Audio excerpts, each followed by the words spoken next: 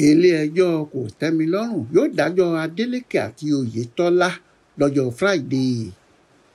Lọ́wọ́lọ́wọ́ báyìí kò sí èyí tí ọkàn rẹ̀ balẹ̀ láàrin àwọn ọmọ ẹgbẹ́ òṣèlú APC àti PDP nípínlẹ̀ Ọ̀ṣun pẹ̀lú bí Ile-Ẹjọ Kotẹmilọrun ṣe ti ṣetán láti gbé ìdájọ́ kalẹ̀ lórí ẹjọ́ ìbò gómìnà tó wáyé lọ́dún tó kọjá. Ìkéde tó wá láti Ile-Ẹjọ yìí tó fìkàlẹ̀ sí Àbújá fi hàn pé aago 12 ni àwọn adájọ́ náà yóò ka ìdájọ́ wọn. Ọjọ́ Ajé ọjọ́ 13 oṣù kẹta ọdún yìí ni àwọn adájọ́ ẹlẹ́ni 3 náà eléyìí tí onídàájọ́ Mohammed Shuaibu jẹ́ alága fún gbọ́ àwíjàre àwọn agbẹjọ́rò olùjẹ́jọ́ àti ti olùpẹ̀jọ́. Oṣù kìíní ọdún yìí ni ìgbìmọ̀ ẹlẹ́ni 3 tó kọ́kọ́ gbọ́ ẹ̀sùn náà nílùú Òṣogbo lábẹ́ alága wọn onídàájọ́ Kume gbé ìdájọ́ kalẹ̀. Méjì lára àwọn onídàájọ́ náà gbà pé àdìjú ìbò wáyé láwọn ibùdó ìdìbò kọ̀ọ̀kan.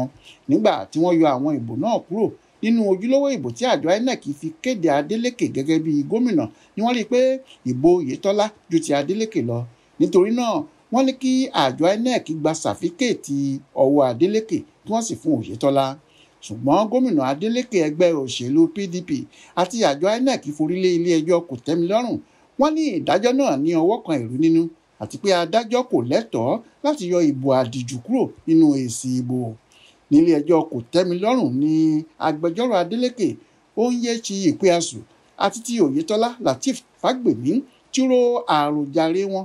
Lẹ́yìn náà sì ni onídàájọ́ Shuaibu sọ pé àwọn yóò fi ọjọ́ ìdájọ́ ṣọwọ́ sí wọn láìpẹ́. Ọjọ́ ìdájọ́ náà ló ti dé yìí o. Ní báyìí ojú gbogbo ló wà lára Ile-Ẹjọ Kotẹmilọrun náà. Abala méjèèjì ló sì ń lérí káàkiri pé dídùn lọ́sàn yóò so fáwọn.